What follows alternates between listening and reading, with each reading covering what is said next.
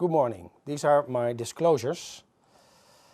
First of all, I'd like to thank the HRS for creating this online forum for us to present our data. And now, on behalf of the Praetorian investigators, I'd like to present the investigator-initiated Praetorian Trial with the title, A Prospective Randomized Comparison of Subcutaneous and Transvenous ICD Therapy.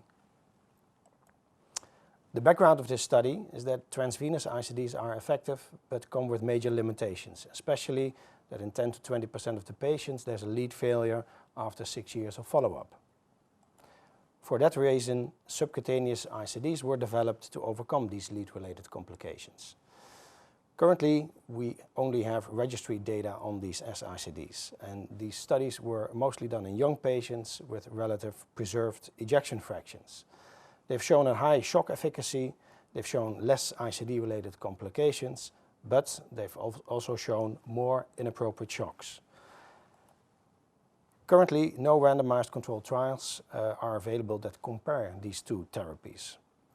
So therefore, we designed the Praetorian trial with the main hypothesis that in a typical ICD population, the S-ICD is non-inferior to the transvenous ICD with respect to major ICD-related adverse events, being inappropriate shocks, ICD-related complications that require intervention with a special focus on lead-related complications.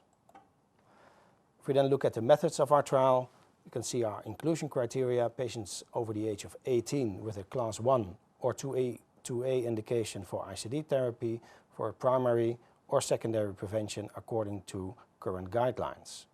Major exclusion criteria were indication for pacing therapy, being Brady, CRT, and ATP. Another major exclusion criteria was failed S-ICD vector screening. When you then look at the figure, you can see the flow chart of this trial, and you can see that between 2011 and 2017, 849 patients were one-to-one randomized, where 426 patients ended up in the S-ICD arm, and 423 patients ended up in the transvenous ICD arm. This was performed in 39 centers in the EU and the US, and we then followed our patients for a median follow-up of 48 months, for the primary endpoint being complications and inappropriate shocks. And since inappropriate shocks are part of the primary endpoint of this study, we mandated standardized ICD programming with major components of that being delayed therapy and high rate cutoff. If you then look at the baseline characteristics of our study, you can see that we achieved our goal of investigating how the S-ICD operates in a traditional ICD population. Our median age in our population was 63. More than 90% of patients had an ischemic or a non-ischemic cardiomyopathy. About 20% of patients had a secondary prevention indication, and the median ejection fraction was 30%. And now for the main results of our study. At 4 years, you can see that the primary composite endpoint of inappropriate shocks and complications occurred in the transvenous ICD arm in 15.7% of the patients. And I think that the big news of this study is that in the S-ICD arm, there was no difference with, at 4 years, the occurrence of the primary endpoint of 15.1% in the S-ICD. And this means that the S-ICD is non-inferior to the transvenous ICD with regard to this primary endpoint with a p-value of 0.01. And if we then look at the individual components of the primary endpoint, we do see a difference, and especially a difference in trend. When we look at the inappropriate shock rate, you can see that in the S-ICD this was 9.7% and 7.3% in the transvenous ICD arm. There's a trend towards a difference, but this was not significant with a p-value of 0.14. If we then look at the device-related complications, we also see a trend, but then the other way around. So there are less S-ICD-related complications, 5.9% versus 9.8%. This difference was also not significant. When we then look at the numbers associated with these figures, you can see that the primary composite endpoint occurred in 68 patients in both arms, and that when we look at the individual component of inappropriate shock, that occurred at 41 versus 29 in both of the arms. I think it's important to mention that the main driver for inappropriate shocks in the transvenous ICD arm was AFib and SVT, and the main driver for inappropriate shocks in the S-ICD arm was cardiac oversensing.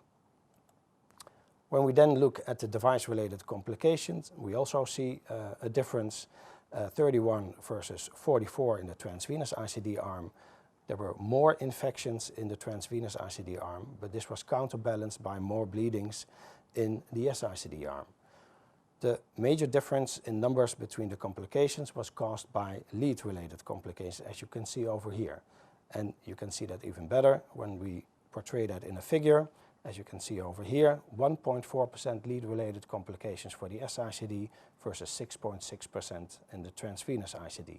And this was highly significant. Obviously, it's important in any ICD trial for efficacy and safety to look at mortality. And you can see that there was no significant difference in mortality in the trial, with a special focus I want to make that the sudden cardiac death rate in both arms was exactly the same, 18 versus 18.